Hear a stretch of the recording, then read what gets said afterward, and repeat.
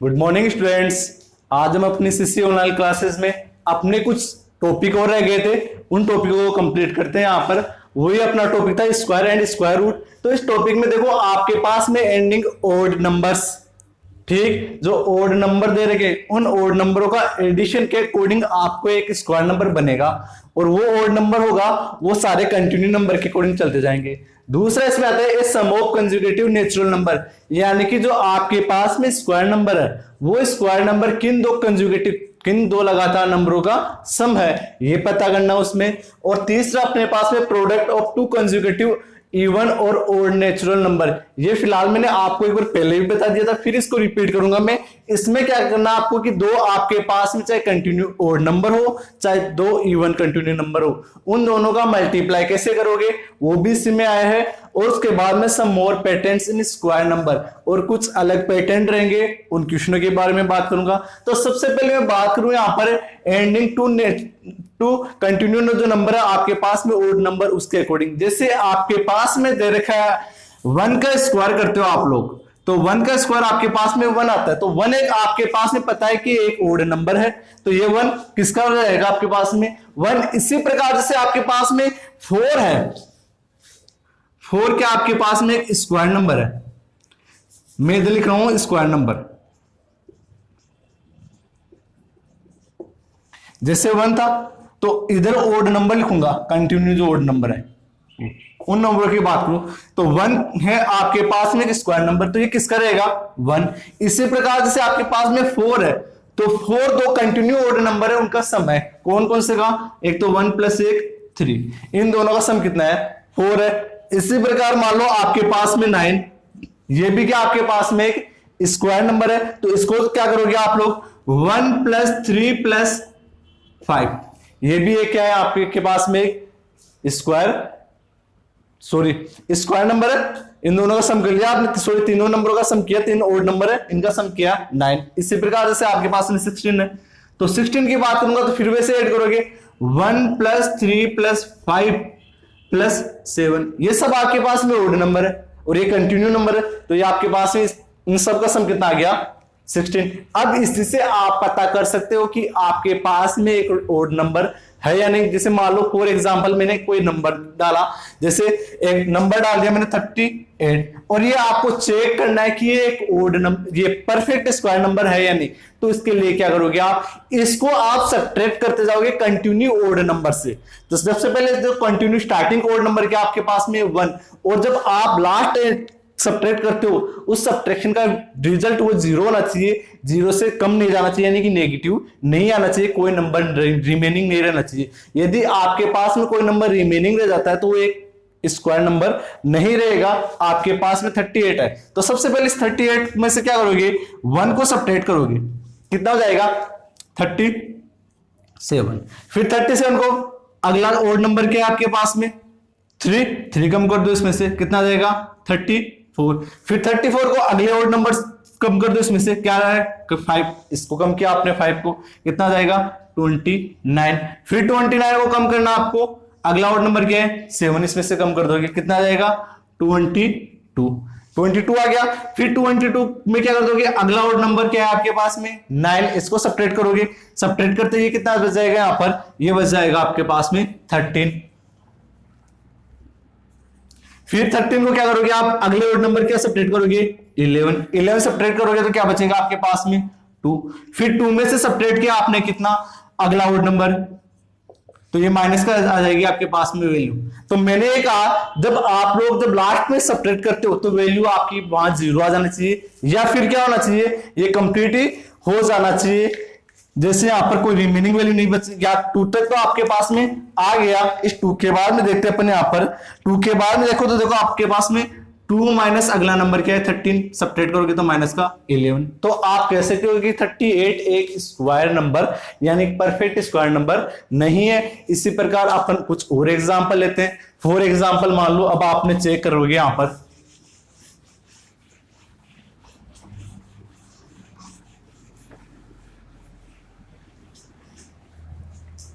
जैसे मैंने क्वेश्चन डाला आपके पास में, इसी में फॉर एग्जांपल मैंने डाल दिया आपके पास में 28 डाला, और आपको चेक करना है कि 20 एक स्क्वायर नंबर है या नहीं। तो सबसे पहले क्या करोगे, इसको सबसे पहले आप इसमें से क्या करोगे, odd number, first odd number subtract करोगे। तो 28 में से फर्स्ट ओड नंबर क्या है, 1, इसको सब्ट्रैक्ट किया कितना आया, 27। फिर 27 में से अगला ओड नंबर कम कर दो, क्या आएगा, 3, कम करोगे तो 24। फिर 24 में से अगला ओड नंबर कम कर दो, 5 कम करोगे तो कितना आ जाएगा, 19। फिर 19 में से अगला ओड नंबर कम कर दो, क्या करोगे, 7 कम करते क्या हो जाएगा, यहाँ पे ये बचेगा कितना आपके पास में 12।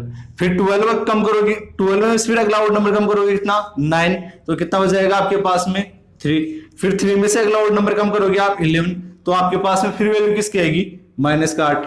यानी कि आपके पास में ये पैटर्न के अकॉर्डिंग आपके पास में लास्ट में 0 आ जाना चाहिए। यदि 0 आता है तो वो नंबर जो दिया हुआ नंबर है वो एक परफेक्ट स्क्वायर नंबर है, अदरवाइज वो एक परफेक्ट स्क्वायर नंबर नहीं है। जैसे अपन मान लो यहाँ पे परफेक्ट स्क्वायर नंबर ही ले लेता हूं, सपोज आपके पास में 36 लिया मैंने यहाँ पर, ओके, आपको पता है 36 एक स्क्वायर नंबर है, तो इसको चेक कर लेते हैं अभी।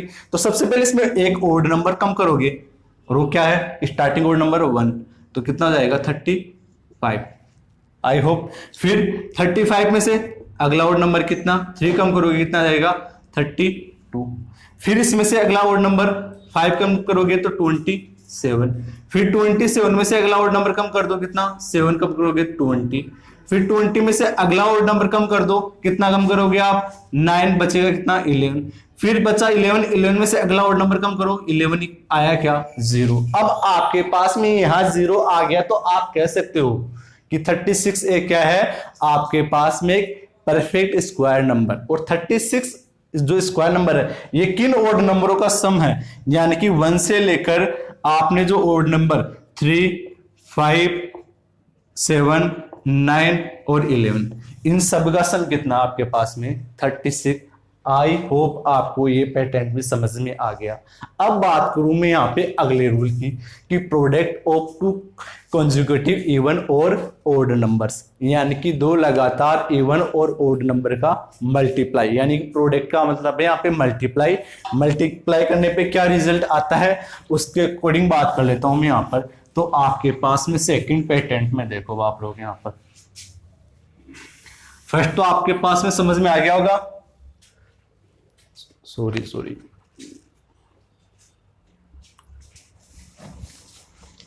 अगला मैं बात करता हूं, सॉरी सेकंड था आपके पास में, यानी कि दो कंटिन्यू जो आपके पास में नंबर है, ठीक, उनका सम एक परफेक्ट स्क्वायर नंबर है या नहीं इस बारे में, या परफेक्ट स्क्वायर नंबर है वो किन 2 कंटिन्यू नंबरों का सम है ये पता कर लेते हैं। तो इसके लिए ध्यान दो, आपके लिए फॉर्मूला है, जो आपके पास में फॉर्मूला करना आपको n² - 1 अपॉन में 2, एक तो, और एक करना है n² + 1 अपॉन में 2।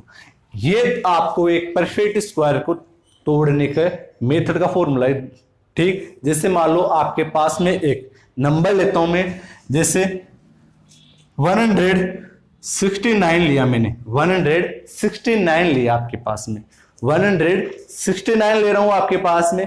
अब ये चेक करना है कि ये 2 किन कंटिन्यू नंबरों का सम है, 2 किन कंटिन्यू नंबर, 2 लगातार आने वाले नंबरों का सम है, कौन कौन से गए। तो आपको पता होना चाहिए कि 169 एक आपके पास में एक स्क्वायर नंबर है, और वो किसका होगा आपके पास में 13 का स्क्वायर है, 13 का स्क्वायर, यानी कि ये 13 का स्क्वायर है। तो आपके पास में जो n² की वैल्यू है वो लेनी है आपको 13 का स्क्वायर, यानी कि n की वैल्यू आ गई आपके पास में 13। इस फॉर्मूले में चेक करते हैं अपन, तो यहां पर n² - 1 अपॉन 2, पहले ये निकालूं तो 13 का स्क्वायर -1 अपॉन में 2, इसका 13 का स्क्वायर कितना हो जाएगा आपके पास में 169 - 1 अपॉन में 2, यानी कि कितना जाएगा 168 अपॉन में 2। इसको जब काटोगे तो आपके पास में कितना जाएगा ये 84, यानी कि 84 आ गया। इसी प्रकार फिर एक तो यानी कि 84 का है, और एक नंबर क्या आपके पास में n² + 1 अपॉन में 2, इससे निकालो, यानी कि 13 का स्क्वायर + 1 अपॉन में 2, यानी कि 169 + 1 अपॉन में 2, यानी कि 170 अपॉन में 2, इसको काटोगे तो कितना जाएगा 85।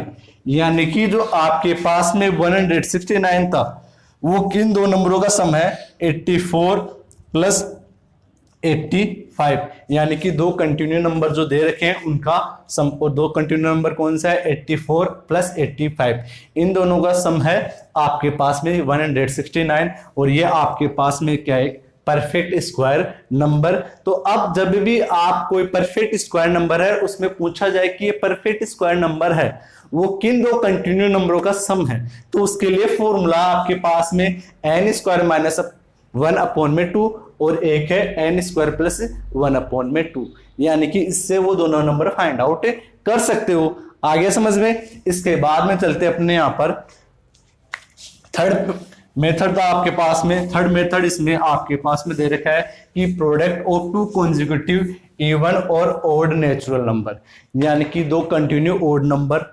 ठीक, इनका प्रोडक्ट करो या दो इवन नंबर जो उनका प्रोडक्ट करोगे। जैसे आपके पास में लिया मैंने यहां पर 11 मल्टीप्लाई 13, ठीक, ये दोनों नंबर ही क्या आपके पास में ओड नंबर है, ठीक, ये ओड नंबर का है यहां पर, तो प्रोडक्ट ऑफ ओड नंबर, और ये ओड नंबर कौन से आपके पास में कंटिन्यू है, कंटिन्यू यानी कि लगातार आने वाले, तो 11 मल्टीप्लाई 13, इसकी बात करूं मैं यहां पर, तो इधर ध्यान दो, इसमें जो इन दोनों का 20 का जो नंबर है, 20 में देखो इन दोनों ओड नंबर के बीच में एक इवन नंबर भी है, उस इवन नंबर का कर दो आप स्क्वायर और उसमें से कम कर दो, एक 1 कम कर दोगे उसमें से, यानी कि इन दोनों का प्रोडक्ट हो जाएगा 12 का स्क्वायर माइनस 1, यानी कि 144 माइनस 1 यानी कि 143, या फिर नीचे लिख देता हूं इसको 144 माइनस 1 यानी कि 143। ये आपके पास में 11 मल्टीप्लाई 13 का मल्टीप्लाई हो गया। इसी प्रकार मान लो अब ओड इवन नंबर की बात करूं मैं कि दो इवन नंबर में प्रोडक्ट कर रहे हो आप यहाँ पे, product of two even number, और वो दोनों इवन नंबर कौन से ले रहे हो आप कंटिन्यू ले रहे हो, तो इसमें क्या करोगे, जैसे आपके पास में लिया मैंने 16 मल्टीप्लाई 18, तो इसमें चेक करोगे कि इन दोनों के बीच में एक ओड नंबर गायब है, वो क्या है आपके पास में 17, तो उस 17 का स्क्वायर करोगे यहां पर और उसमें से क्या कर दोगे 1 को कम कर दोगे, तो 17 का स्क्वायर क्या होता है आपके पास में 289 माइनस 1, तो कितना जाएगा 288। आई होप आपको ये मेथड भी समझ में आया होगा। अब आगे बात करूं यहां पर कि सम मोर पेटेंट इन स्क्वायर नंबर, और कुछ पेटेंट के अकॉर्डिंग बात करूंगा, कुछ कंडीशन होती है हर आपके पास में, तो कैसे फाइंड आउट करते हो, देखो आपके पास में यदि आपके पास में कोई नंबर जो दे रखा है यदि वो 1 के पेटेंट में कोई भी नंबर हो, वो ओनली 1 के पेटेंट में, उसका स्क्वायर नंबर कैसे फाइंड आउट करोगे उसके लिए ध्यान दो। जैसे आपको पता है कि 1 का स्क्वायर तो 1 होता है, इसी प्रकार 1 के पेटेंट में क्या है 11 है, इसका स्क्वायर करते हो आप, तो क्या करना आपको इस 1 यानी कि इस 11 को लिखना आपको ये 1, ये वाला 1 पहले, फिर इन दोनों को ऐड कर दो, 1 प्लस 1 कितना हो जाएगा 2, और ये लास्ट वाला 1 एज इट इज। इसी प्रकार मान लो ये दे रखा है, तो क्या करोगे ये 1 ये वाला इधर वाला 1, ठीक, और इस 1 में अगला नंबर ऐड कर दो, 1 प्लस 1 कितना हो जाएगा 2। अब ये तीनों नंबर ऐड कर लो, 1 प्लस 1 प्लस 1, तीनों को ऐड करोगे तो कितना जाएगा 3। अब इस इधर वाले 1 का तो काम कंप्लीट, इस 1 को छोड़ो, फिर अगले दोनों नंबरों को ऐड करो, 1 प्लस 1 कितना हो गया यहाँ पे 2, ठीक, फिर इस 1 का भी कंप्लीट हो गया, फिर आपके पास में ये 1 दे रखा है, इसको ऐड कर दो यहाँ पर, ठीक, फिर इसी प्रकार एक को ले लेता हूं, इसी प्रकार जैसे ये दे दिया आपके पास में, इसका स्क्वायर करो आप लोग, सॉरी स्क्वायर करोगे तो ये 1, इस 1 में ये 1 ऐड कर दो, कितना हो जाएगा 2, फिर इसमें ये तीनों 1 ऐड कर दो यहाँ पर, तो कितना हो जाएगा यहाँ पे 3, फिर इन चारों को ऐड कर दो, कितना हो जाएगा 4, फिर इस 1 को छोड़ो यहाँ से, इस 1 को छोड़ दो, अब इधर वाले तीनों को ऐड कर दो आप, कितना हो जाएगा 3, अब इस 1 को भी छोड़ दो और इन दोनों को ऐड कर दो, कितना हो जाएगा 2, फिर इसको भी छोड़ दो और कितना कर दो आप 1। ये आपके पास में इसका भी क्या हो गया यहाँ पर स्क्वायर हो गया। आई होप आपको ये पैटर्न भी समझ में आ गया होगा। ठीक, आई थैंक यू।